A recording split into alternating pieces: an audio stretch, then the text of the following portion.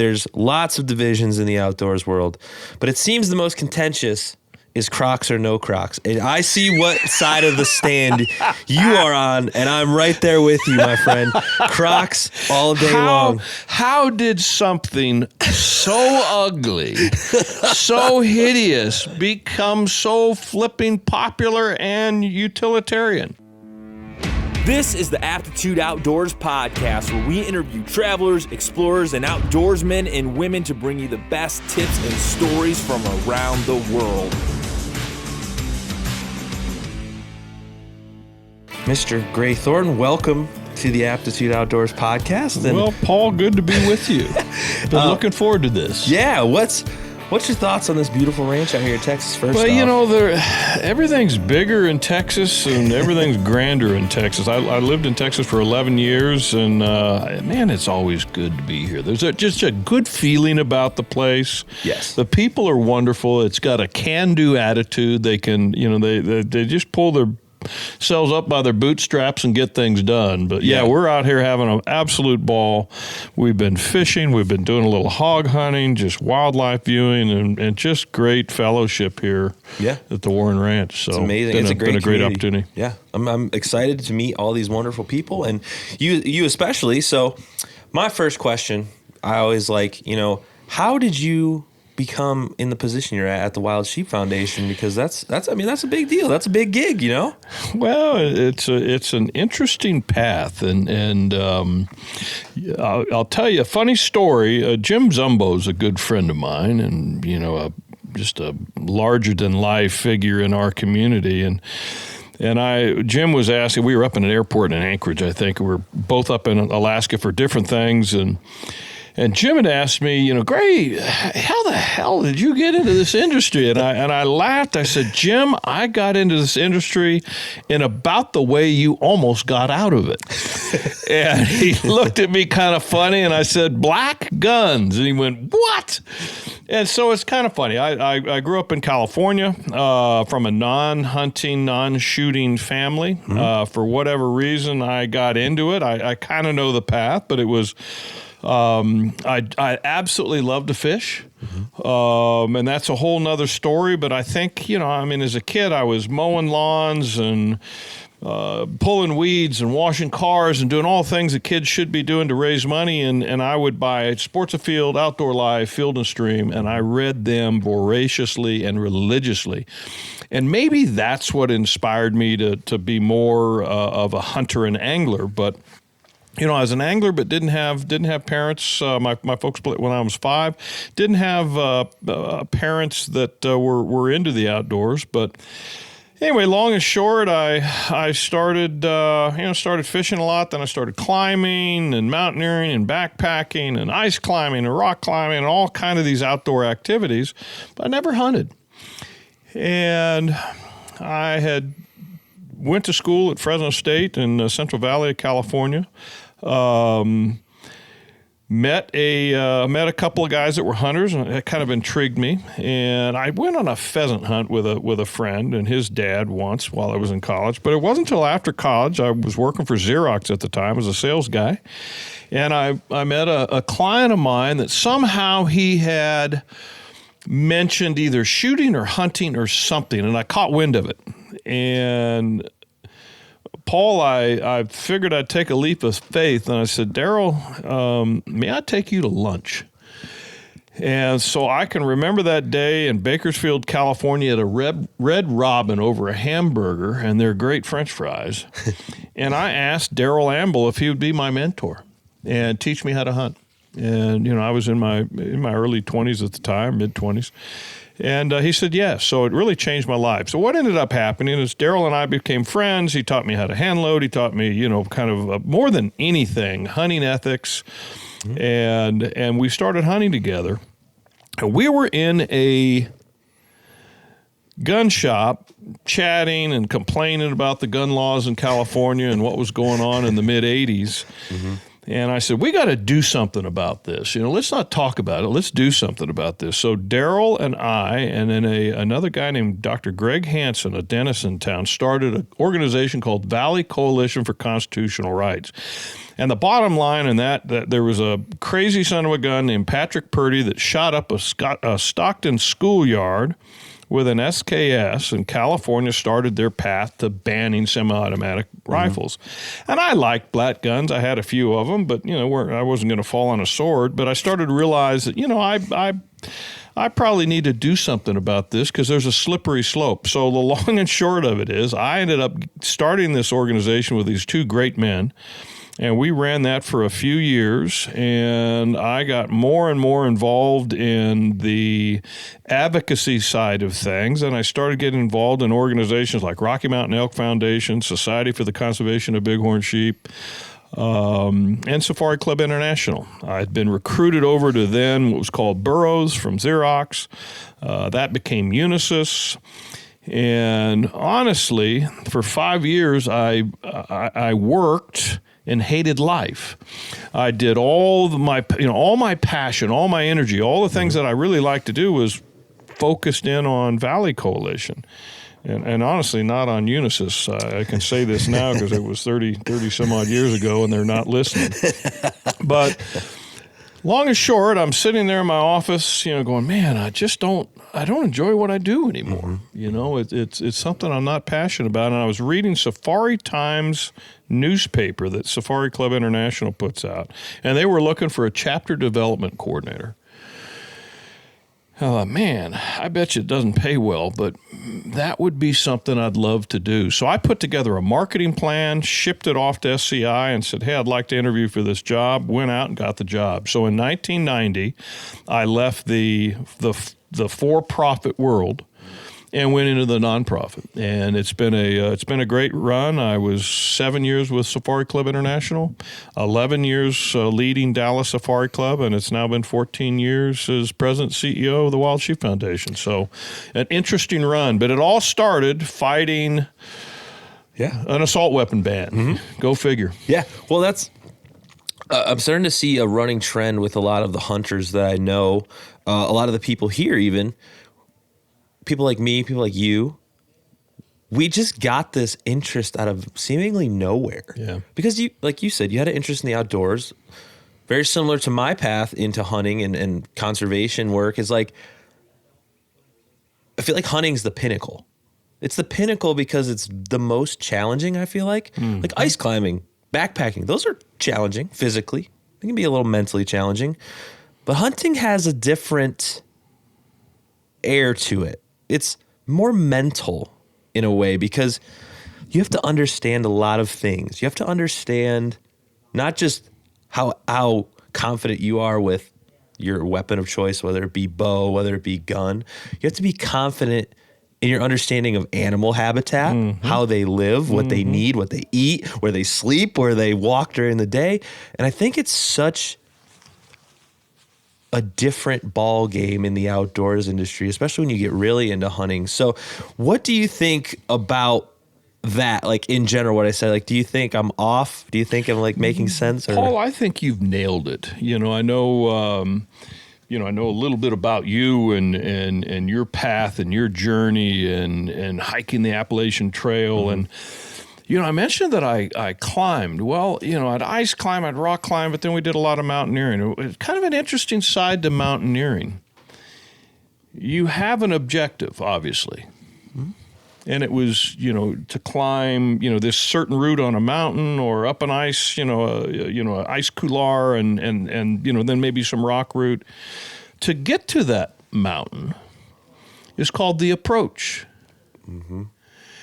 And I started realizing that, pardon the language, that's a bitch of an approach. Mm-hmm. And we're going to hike through 10, 12, 14, 15 miles of unbelievable country and miss it because that's just the approach. The whole thing was this objective. We really don't start this journey or this adventure till we get to the base of the mountain. Mm-hmm. Well, how sad is that? Yeah. How sad is that? And so I think you nailed it. What hunting gives you is, if you're in Texas and you're hunting from a blind, well, the approach to the blind is part of that journey. Mm-hmm. You've got to be aware of your surroundings. You got to be aware of the wind direction. You got to, your sight, your sound, your smell. Every bit of our human senses are on point. Where honestly, when I'm hiking into a mountain or up to an ice fall, my mind's completely on that end objective, and I could not care less or couldn't care less at the time about everything in between. Mm-hmm. So, it's kind of like traveling. When traveling's only about the destination, not the journey, mm-hmm. I think we lose something. So I think you've absolutely nailed it, where hunting, and it even gets to the point of a potential take. There's something different about being in a field with a rifle, a bow, a handgun, or a muzzleloader, and know that there can be a potential take that's different from just walking through the woods. Obviously you got an incredible responsibility that you're holding in your hand. But you're participating in that circle of life, and it just means more to you. Your senses are heightened. So, yeah, I think you're absolutely on it. And I think my journey, your backpacking journey, my climbing journey, it kind of got us to where we are in a certain degree, and makes us appreciate everything that we do a little bit more. Life is hard, and we're out here doing larger-than-life things, whether it's pushing ourselves physically in the outdoors or mentally at work or in the podcast studio. Absolute Aid is here to help you focus, recover, and stay calm during your most intense moments. Absolute Aid, created by nature, made with science, for those who seek to do more. One of the things that really drew me to the hunting world, and especially like this conference, the people here, is everybody here is not afraid to do hard stuff. Like, well, let's be honest. No, like we get out here late at night. We're all having a good time. We're getting to know each other. We're all meeting and talking and have fun. We stay up till midnight. We get up at 5, 6 in the morning and go out and do it all over again.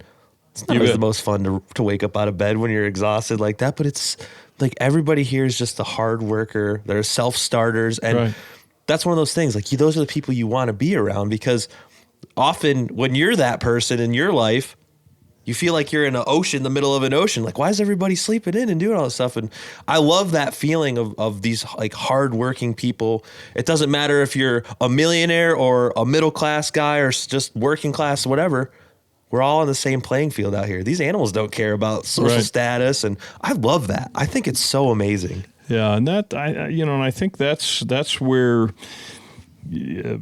sheep hunting kind of gets into the play, because mm-hmm. I'm a late adult onset hunter, but sheep hunting is again kind of that pinnacle. It's not so much the end game. It's how you're getting there. It's physical. It's mental. Again, I came into it late, but I look at some of these sheep hunters that I look up to, and they'll tell you that it's a lot of physical. You got to have strong legs, strong lungs, but more than anything else, you've got to have just that mental drive to go. I'm gonna go that extra ridge, or I'm going to climb that extra 100 feet or 200 feet or 1,000 feet. And that's why I think I love it so much and have a passion for the resources, that it does bring me back to my mountaineering days of, okay, my lungs are burning.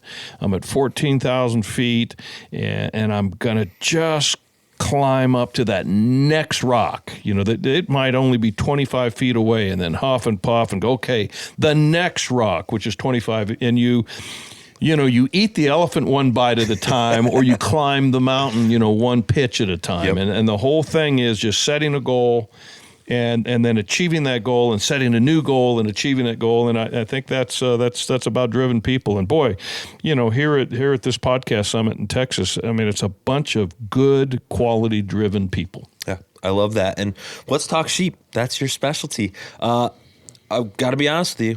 I have no experience in sheep. I'm from the Midwest. We got Whitetail we got rabbits, we got bass, we got walleye. No sheep though. So I understand there's like 4 species of sheep. I'm not too well versed because it's just not in my wheelhouse yet. Right, someday, right. hopefully. But and yet is the opportune word. And Paul will talk about how you can get into the sheep hunting and either lucky or build a savings account or just be bottom line lucky and get into a few raffles and you never know. But so let's talk about sheep in North America. Now there's wild sheep and goats throughout the world. Our North American wild sheep, and you're right, in a broad sense, there's 4. Our sheep came over millions of years ago over the land bridge from Asia, and the Argali sheep, and then, morphed into what we have now in the Canada, U.S., and Mexico. And so let's start from the top and go down. In Alaska, we have the Dall sheep.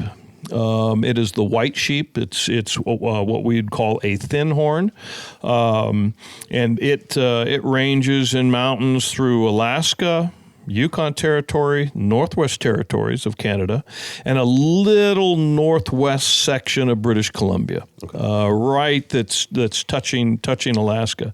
So that's the white sheep and the Dall sheep. And Alaska's amazingly has got about 25% of the entire wild sheep population in North America reside in Alaska. Then we go a little south and we have the stone sheep, and it's another thin horn, and it's a beautiful grayish sheep. It can have a paleage in the early season, which would be hunting season in any event. Late July, August, it can be a real thin gray, almost like a Weimaraner dog, not quite, short-haired dog. And then as the season progresses into October, November, very dark, long hair. So, they grow their hair long and quickly to live through a winter. That's the stone sheep. There is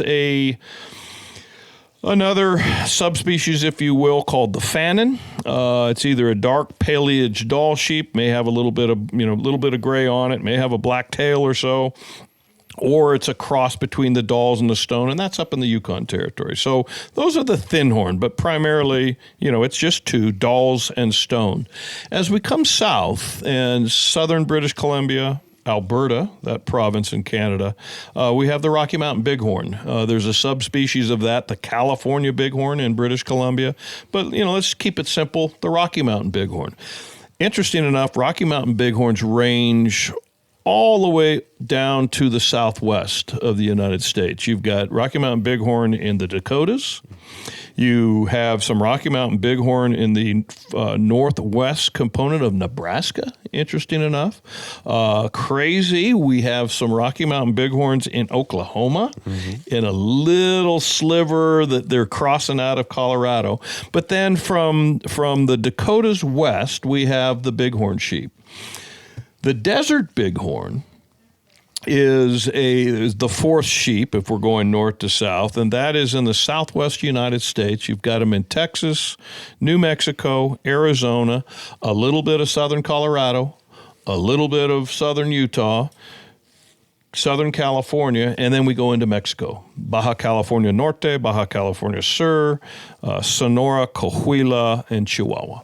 So that's the range of the bighorn and thinhorn sheep in North America. So none in Ohio. That is such a bummer. No wild sheep in Ohio. Hey everybody, Paul here with Aptitude Outdoors.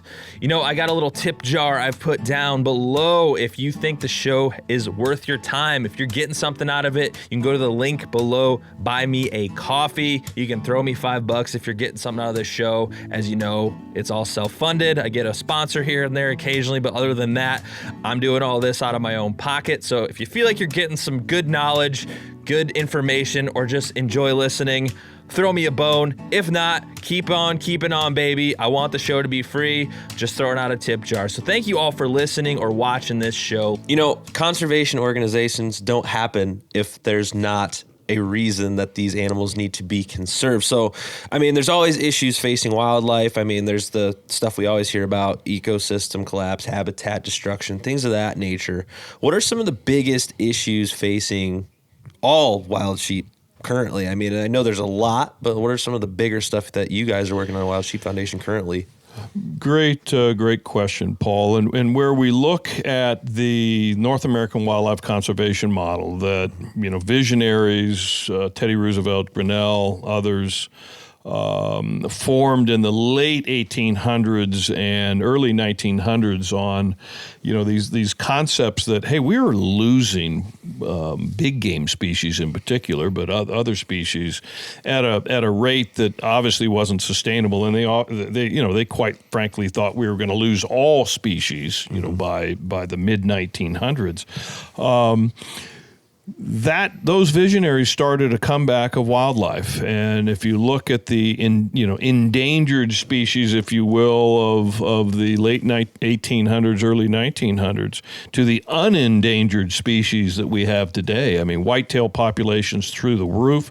We're sitting here in Texas. Texas harvests more whitetail annually than there were in North America in 1900. It's wild. It's unbelievable, the comeback. Elk, turkey. We heard turkey when we got up early this morning. Ducks, geese, pronghorn antelope, bear. Unbelievable comeback. Wild sheep didn't fare so well. There weren't that many to start with.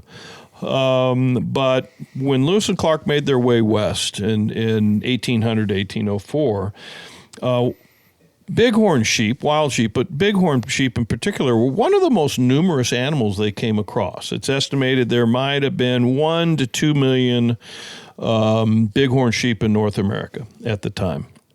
So let's take the low number. I mean, that's an estimate, but let's just take the low number.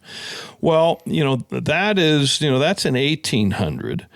Where we started bringing back these other species in the early 1900s. Wild sheep just didn't have the chutzpah. I mean, you didn't see many of them. You didn't think of them. They were in areas that people didn't see, so they weren't top of mind. But bottom line, we continued as we were increasing these other species. We continued to bring in domestic sheep and goats into wild sheep range, and thought everything was going to be fine. Well, domestic sheep and goats have a pathogen that they carry, not unlike, at least in result, Europeans bringing smallpox to the New World and wiping out Native American populations. We brought in millions of domestic sheep into Bighorn range. So, Paul, by the late 1960s, 1970s, from 1 to 2 million in 1800, maybe a million, we had reduced bighorn populations in all of North America, so Canada and this point Mexico, to 25,000. And where we'd had this growth of other species, the state, provincial, tribal agencies are focused in on them. With 25,000 critters, there really wasn't any advocates for them. The agencies didn't have an interest in them. They didn't have the money. There wasn't enough license revenue to pay for their conservation. So that started organizations like the Wild Sheep Foundation at the time, Foundation for North American Wild Sheep, some other fabulous organizations which are affiliates of ours. Fraternity of Desert Bighorn out of Las Vegas is one of the oldest wild sheep, or is the oldest wild sheep conservation organizations, and some others. And we started raising money and then putting that money into agencies, forcing those agencies to take notice on wild sheep. Millions of dollars later, millions of man hours in work, tens of thousands of sheep translocated, wild sheep, from areas that we have a surplus into areas they were extirpated. We now have 85,000 bighorn sheep today. There's about 90 to 100,000 thinhorn sheep. So, in round numbers, 185 to 200,000 wild sheep in North America. So a significant comeback, threefold on bighorn sheep. But man, we got a long way to go. Yeah. But the challenges to that are safe places to put them. There's still domestic sheep and goats on the range. We're still learning how to deal with this. We're collaborative with the domestic sheep producers. We don't want to put them out of their job. Yeah. But we need to recognize that these are special animals, and we need to take care of them. Need to put them on the mountain, and we need to keep them there. Yeah, and that's the whitetail issue you brought up. That was when I learned about that years and years ago. That was wild to me because I grew up in like southeast Michigan. We'd see deer all the time. It's no big deal. I learned that they were like pretty much extirpated from Ohio. Like there was basically none. Right. There was no hunting season until like the 1970s. When you learn about that stuff when you're young, it blows your mind. It's like to think of how much work goes in behind the scenes that people don't know about to bring these back. Because now it's just like common. I see deer out my front door every day. It's not a problem, Right. And one of the biggest advocates for, longer hunting seasons is automobile associations because of, damages to vehicles. So you've nailed it. And, we think about the good old days. I'm 60 years old. You're a younger guy. But, your father didn't see the deer, whitetail deer in particular, that you do. Yeah. He went, well, we were lucky to see a deer. Very lucky to see the deer. Now, the automobile, insurance companies are saying, please take more of these whitetail deer. Yeah. And so topic aside, you talk about wild sheep a lot, but you like to fly fish. I'll see you out here fly fishing every day so far. That's a very, because you currently live in Montana, right? Yes. That's a very, like when I think fly fishing, I think Montana. That's what I think of, or possibly Idaho. Right. So fly fishing is not something that I have any experience in, 0%. So what's the attraction versus like conventional fishing? Is it like along the lines of hunting is more difficult? It's more technical. It's more. Yeah, it is. To hunting, I would say that fly fishing is to fishing what bow hunting is to hunting. It just puts that extra level of challenge. I started fly fishing really early on, 51 years ago. I think I was 9 years old when I caught my first fish on a fly, and oddly, I was living in California. Oddly enough, it was a largemouth bass on a fly that I had tied. That's cool. It was the ugliest, most ridiculous looking fly, and how I caught a largemouth bass on it, I do not know. It was just a dumb bass. But, there's something... I'm a hunter, but I'm a fly fisher more than anything else. That's my peaceful place. That's kind of my wife has a great one. She says, fly fishing is kind of a washing machine for the brain. It just kind of cleanses you. And I love the action of casting a line with a fly attached to it. It takes you to places that, like hunting, are just absolutely beautiful. I think you can do that with a spinning rod or bait casting rod or anything. But I do not. You're hard pressed to find me, and I've got spinning rods, I've got bait casting rods, but you're hard pressed to find me doing anything other than casting a fly. So I love to fly fish in freshwater, and I absolutely love to fly fish in saltwater. Yeah. A saltwater fish will pull the strongest freshwater fish upstream by the tail. That's the things, like the challenges. And I love coming to these conferences and getting to meet the broad spectrum of people here, because we were just eating breakfast a few minutes ago. They had people talking about saltwater fishing. I felt like I was on Mars. I have no clue what anybody's talking about. I've been to like Florida a few times. That's my extent of ocean life. So I love that the hunting fishing community, everybody is just so into everything. Like I love fishing. I love hunting. I just I'll just take a lap around this place just because I like being outside. And I think it's such a great community, but there's like a lot of obviously division in any community. Backpacking community, there's division. Hunting community, there's division. And once you start digging into literature on conservation, there's so much nuance, and you start reading like historical documents, you start reading all this stuff, and you read the classics. You got like Aldo Leopold, all these amazing Theodore Roosevelt, all these writers and like original people who built this conservation stuff. And then you get these more modern people who are saying things like wilderness is a myth and all this stuff, which there's a lot of it gets very weird when you start digging into that stuff. So I don't know. So I read some articles recently about, it's like the myth of American wilderness, and it obviously it's their argument is it's man-made. It's a mindset that wilderness is just these set aside places for. They basically argue that it's just for rich people to go outside and recreate, which when you start talking conservation, that argument doesn't make sense to me, because without the wilderness that you strive to fight for wild sheep and all this stuff, it's like a habitat to keep these animals from going extinct. Like, I don't find that argument very productive. I don't know if you've heard any of those arguments at all. And it's interesting. What's the definition of wilderness? There's a legal definition, and quite frankly, Wild Sheep Foundation as an organization and wild sheep restoration can be at odds in the legal definition of wilderness, because we got to fly a helicopter into an area and trap some bighorn sheep or thin-horn sheep and do some disease research on them. Potentially take those sheep in a helicopter, move them to other wilderness, and drop them off. Well, that's actually in some areas not allowed because it's a motorized vehicle.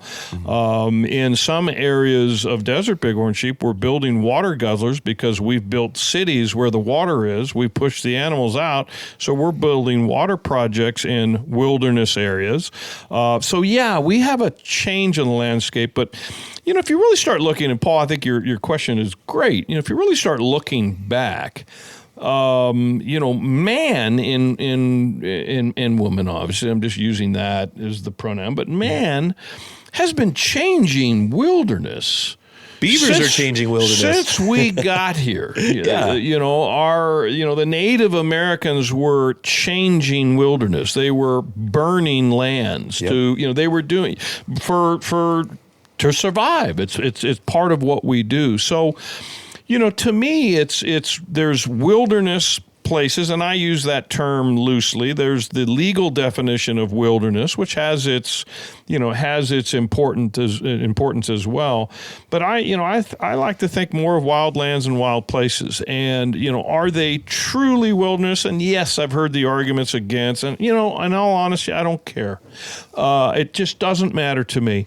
We are in a private ranch in Texas. Texas is, of the U.S. states, the most privately held. 98 or so % of Texas lands are privately held. Very, very little public land. But the Texas wildlife and land conservation model benefits from this private land stewardship. Yes. It works here. It changes the dynamic. I came from public land states, lived in California, Arizona, then moved to Texas. It was 4 years before I shot a white-tailed deer, and it was actually a management deer. I was on a youth hunt that I was, mentoring some youth, and I shot a bizarre little buck under a blind with a Glock 40, and this guy said, "Hey, there's a weird buck I want you to take out of my herd." Well, that's a different concept from what I was used to in California and Arizona. That's more of a public land model, but they all have their their uses and their benefits. And where we are here, I mean, you could go 400 yards out into the bush. Is that wilderness? Well, not technically, but it's wild places, and it gets us back to our roots. So I would rather us think and focus in on habitat that works for wildlife and also works for people, because there's something that is so spiritual of whether it is in a city park for someone that has absolutely no interest in getting out 2, 3, 4, 5, 10 hours away from their home into real wildlands, but maybe just a stroll in the park amongst trees, listening to a babbling brook, listening to birds, not listening to horn honking and trains moving and the like. That's a great thing, and that's a great thing for the human animal as well. We need that. One of the things that really gets my brain spinning is we make all these arguments about nature and the right and wrong way and this and that about is it wilderness, is it not wilderness? And we're missing the whole point of like the human is still part of the natural world. You bet. We just are really good at building stuff. Like we just are masters at creating places.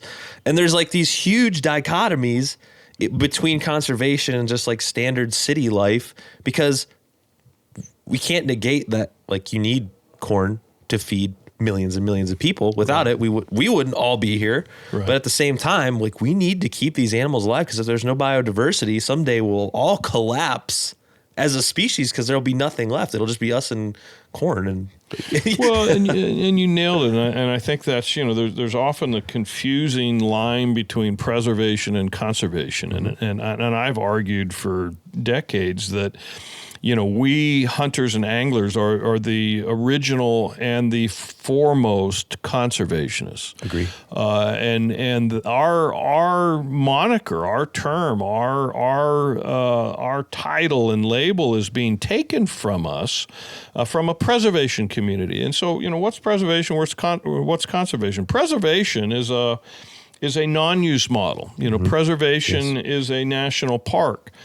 Preservation's where, you cannot hunt, you cannot log, you cannot do resource extraction. You might be able to fish though, but that is an appropriate land use in some places. Mm-hmm. Conservation is the wise, and I'll even add in the sustainable use of a resource. And if you look at, North America, and boy, you even go to Africa. I mean, the preserved lands are about 10% of the land mass. There's 90% that's not. Well, where do people live? And, you nailed it. I mean, we are a part of the ecosystem, whether you like it or not. Yeah. We are. So, we can manage good habitat. And again, we've been managing it from, our Native American forefathers were managing their habitat so they could survive. We do the same. Do we make mistakes? Boy, do we. Yes. But as you said, we're a relatively smart critter, and we can learn from our mistakes. And if we're focused in, and this could be the non-hunter, and even the anti-hunter, the non-angler, and even the person, the animal rights activists think, well, you're hurting fish, to the bird watcher, to the naturalist, to the ecologist. If we could all focus on the 80% or 70% that we agree on. And I would venture to guess that's wild lands, wild places, clean air, clean water, and not the 20 to 30% we disagree on. Man, this world would be a better place. Yeah. This world would be a better place. We could be going, okay, you know what? We may not exactly agree on the land use model. Some may want to preserve it, quote unquote. Others of us would say, no, why don't we conserve it? Let's sustainably utilize it, give it value. If we can focus on that, I think we're going to be in a better place. But we tend to just fight. We're really good at that. Yes, we are. But I think there's just so much to take into account. But one of the main arguments that I hear from people, not necessarily people who don't hunt, it's people who are against hunting, is that they think we just want to kill stuff. And I would be willing to bet that you as a hunter know more about wild sheep anatomy, habitat, life, death cycle, inside and out than the average person or anyone who's against hunting. Hunting gives you a deep connection to an animal in a way that you would never get. Like a farmer may have that connection. These beautiful giant steers out here I was looking at this morning. The people who run this ranch, who own these cattle, know these animals at an intimate level. When you stalk an animal, wild sheep are notoriously difficult to hunt. You bet. You have to be in love with this animal because you have to understand its every waking moment, what it does. And I think that's it's an argument that doesn't make any sense against it, because like I love whitetail more than I love any other animal because I've read 15, 20, 30 books, watched hundreds of hours of YouTube videos, spent countless hours in the woods just watching them. I've only shot 2. Right. I put a lot more time learning in them than I have been shooting them.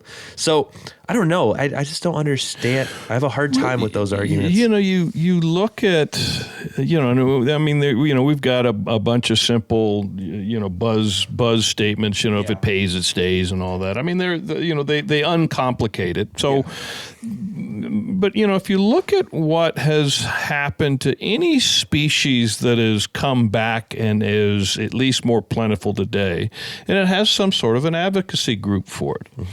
You know, there's also, and I think, you know, the way I say it is everything that walks, slithers, or crawls has some sort of an advocacy group. Absolutely. Because we like to take them. You know, Whitetail came back because we valued them. And there, you know, are sportsmen and sportswomen groups that are advocating for them. Elk came back because we value them. We value them to look at. We value them to hunt. Now, it's the hunters that have done the most to bring them back. And organizations like Rocky Mountain Elk Foundation, you know, Whitetails, you got Whitetails Unlimited, and other, you know, whitetail-based, you know, organizations. You know, sheep, obviously you got the Wild Sheep Foundation and our chapters and affiliates. Ducks Unlimited, you know, all these, Mule Deer Foundation. I mean, all these organizations that came about to advocate for, to put more value on that resource and bring those numbers back. And you know, and it, you know, well, you guys are just doing it to create targets. Well, okay. And what's wrong with that? What it takes to bring them back. What's really wrong with that? And if you benefit as the non-consumptive user, to know that there are elk in the mountains, pronghorn on the plains, you know, whitetails in the woods, and you know, and ducks in the air, and you watch them and benefit from them, well, you can thank a hunter. If there's wild trout in the stream, you can thank those that are in Trout Unlimited. You know, if it's bonefish and tarpon, you've got the Bonefish and Tarpon Trust to thank. I mean, we create organizations, create awareness, create enthusiasm, raise money, because we value the critter. Wild sheep are strange. Paul, in North America, because there's so few, you know, again, I mean, there's 500,000 white-tailed deer harvested in Texas annually. I just told you a little while ago, there's 85,000 bighorn sheep throughout Canada, U.S., Mexico. Not quite as much. If you are applying for these draws that states, provinces, and tribes have, states, provinces in particular, you got about a less than 1% chance of drawing a sheep tag. You can participate in raffles, and Wild Sheep Foundation has a bunch of raffles going on right now. You join as a member, we're going to enter you in a drawing for a Northwest Territories Doll sheep hunt valued at about $30,000. You know, so you have those, but that's just getting lucky. If you have the coin, you know, you can buy a hunt or you can buy some of these tags. But what is amazing to me is, you know, here you've got people applying for a bighorn sheep tag or a desert bighorn sheep tag for 10, 15, 20, 30 years, 35 years. They may never draw that sheep tag, but they're involved in organizations like Wild Sheep Foundation. They're involved in organizations like Fraternity of the Desert Bighorn. They're involved in organizations like Society for the Conservation of Desert Sheep. They're involved in organizations like Arizona Desert Bighorn Sheep Society, spending their weekends, their free time, their vacation time building guzzlers for a resource to increase that number that they may never be able to hunt. That, to me, shows the passion of the hunter conservationist. That's amazing. The dedication of the hunter conservationists. And I think those that, we're not going to change the mind of those that are opposed to hunting. That's like coming to you and me and saying, I'm going to turn you, Paul, or you, Gray, into an anti-hunter. Ain't going to happen. Not a chance. Now, where do we focus our energies on education and advocacy? Those non-hunters that, they may not hunt, they may not choose to hunt. That's fine. I don't golf, but I support your privilege to go golfing. I may not bird watch per se, but man, I think it's a fabulous pursuit, and isn't it interesting that, these people go out into the, all over the world and they have their lists and it's a goal and they're going to check off this box to say, I saw that new species, and they find it fascinating. They love the sounds. You know what? That's we as hunters and anglers too. We have a passion. We put our money where our mouth is. We put our time where our passion is, and everyone can be thankful for that. These hunters and anglers that go out there and get it done. So, a question that's been kind of popping up in my mind while you're talking is, so with the numbers of wild sheep overall kind of low overall, I mean, why are they so much harder to bring back than, say, the whitetail? Are they just not as limited habitat? We were talking about it. They live in very challenging ecosystems, high mountains, dry deserts, and dry desert ranges and high mountains. We have moved them out of some of their best habitat. As we as humans, come into the landscape, either with domestic sheep and goats, whether it in the deserts, going to the areas where there is water and building there. We create a challenge for those species that need certain terrain, certain escape cover, and there's just not, there's not as much mountain habitat that works well for wild sheep as there are, woods that will work for a whitetail. So it's just kind of the nature of the beast. There's other issues that are facing this resource. They are a limited resource to start with. Are going into their habitat either for energy development. And look, I drive a truck. I'm drill baby drill. However, that has an impact on that very fragile habitat. Okay. I'm not a climate change denier, but I question the politics of it sometimes. But the fact is, our climate is changing. Is it global cooling? Is it global warming? Well, again, I'm 60 years old. I can remember in the late 1970s where, Leonard Nimoy was on the television giving PSAs saying, ladies and gentlemen, we're going into an ice age. We got a problem. Well, that was in the, mid-late 70s. Well, now, ladies and gentlemen, we're going to burn in hell. So, hey, guess what? Climate change. If you, here's my political statement of the day. But if you doubt that climate change impacts the world, look at Yosemite Valley in California. That is advancing glaciers, receding glaciers. So it happens. But what's going on now, Paul, with climate change and Dall sheep? We've, in some areas of Alaska, have lost 70% of the Dall sheep in those units through heavy snow, and a kind of a weird impact from heavy snow, then warming, then a freeze at the wrong time of the year. Creates, an ice crust that, these Dall sheep that live in unbelievable climates and unbelievable places can't paw their way through that ice to get to the very little food that they're going to need to survive through a winter. So we're having some pretty serious die-offs. And then as I spoke earlier on disease. Yeah. That's still a primary issue with bighorn sheep. We learn more and more. Wild Sheep Foundation spends millions of dollars on disease research, on how can this species that is so hardy from a terrain standpoint be so susceptible to respiratory disease? And they are. So, we're learning. We've made our mistakes. We've put round sheep in square holes. But I'm optimistic. I think we are a relatively smart critter, and with organizations like the Wild Sheep Foundation and others, I think we're going to find some answers. We're going to work with others to get things done, and we will, continue to try to maintain and increase the population of wild sheep worldwide. Yeah, and I'm so happy that organizations like that exist, because as a person, this stuff can get overwhelming, especially someone who's talking about it all the time. This is like, talk about this till I'm blue in the face, and you do as well.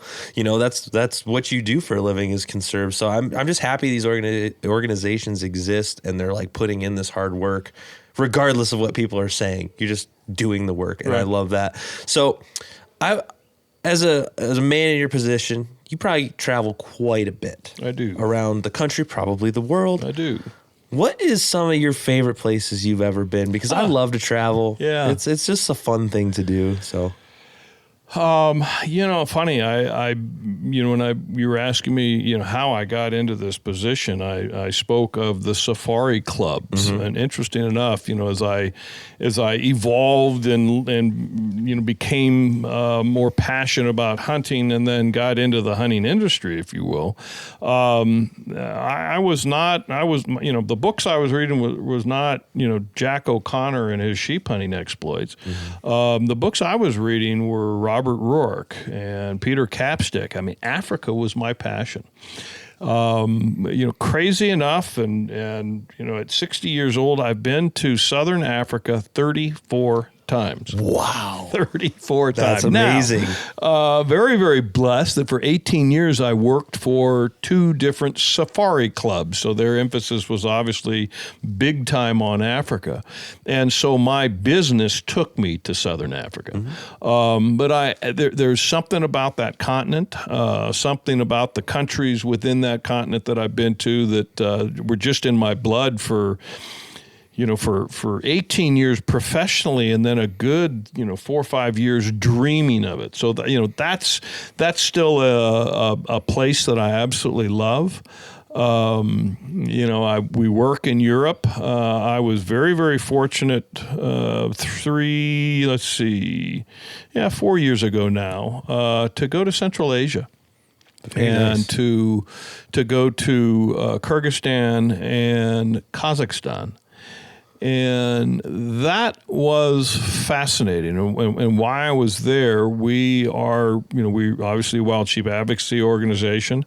Central Asia has looked at the fundraising model that North American wild sheep advocates have used and agencies have used. And Wild Sheep Foundation is a member of IUCN, the International Union for the Conservation of Nature, the biggest conservation body in the world. And they were starting a Central Asian division. We sponsored a meeting there, and we came and spoke about how we could take some North American principles into Central Asia to help them conserve their argali and wild goat Cabernet species.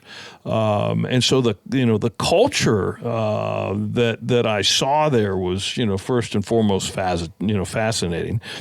Both countries are old Soviet satellites. That in its own right was amazing. But at that meeting, we had people from Pakistan, Iran, and so that too is a part of the places you go or the people you meet. I've been involved in a European organization called CIC. It's actually a French acronym, but it's kind of the Boone and Crockett Club of Europe. Okay. The meetings I've been in Europe, I've spoken in the Serbian parliament. I've been to St. Petersburg, Russia. I've been to Croatia, and met the people there. In Serbia, I'm driving to the Serbian parliament in a bus and looking at the Chinese embassy that the U.S. planes mistakenly bombed, and the holes are still in the roof, kind of as a reminder. And you went, uh-oh. Seeing so many wild things. But, while there, it turns out I am sitting next to an Iranian man that I later, I befriended. Mm-hmm. I gave him some gifts. He gave me a Muslim prayer rug and some pistachios. And then we started communicating because, this is crazy. You asked me about fly fishing. Turns out he's a big fly fisherman. And so, I befriend an Iranian man while at that time Condoleezza Rice is, not calling Iran the evil empire, but close enough. And I'm befriending an Iranian man, not on a political level, but on a wildlife level. And so, that's a whole other dynamic. Yes, you're going places and seeing beautiful things, but meeting incredible people. And if we pull the BS out of the politics and go, look, our leaders are political leaders, and I'm using that term lightly. They're posturing it, but you know what? At the human level, there's values, there's things that we value that bring us together. And I think wildlife, wild lands, wild fish, and clean air bring that to us all. All right. And on that note, I got the most important observation I think I've made in my life. There's lots of divisions in the outdoors world, but it seems the most contentious is Crocs or no Crocs. And I see what side of the stand you are on, and I'm right there with you, my friend. Crocs all day long. How did something so ugly, so hideous, become so flipping popular and utilitarian? Comfort. It is. They're light. Sheep hunters bring these on sheep hunts because they're so light. You just hang them off your back, and you wear your boots in. But around camp, you throw your Crocs on. So, I got them for fishing on boats. But shoot, they're the best. I'd wear if they could come out with a Croc that would look good with a tuxedo. I might go there. They might make you a special offer after this, but I want to thank you so much. This is a great conversation. Thank you, Paul. It's always good to talk conservation, and I appreciate your time, and can't wait to see what the rest of this week here in Texas brings us. Sounds good. It's been a pleasure, and thank you for the opportunity.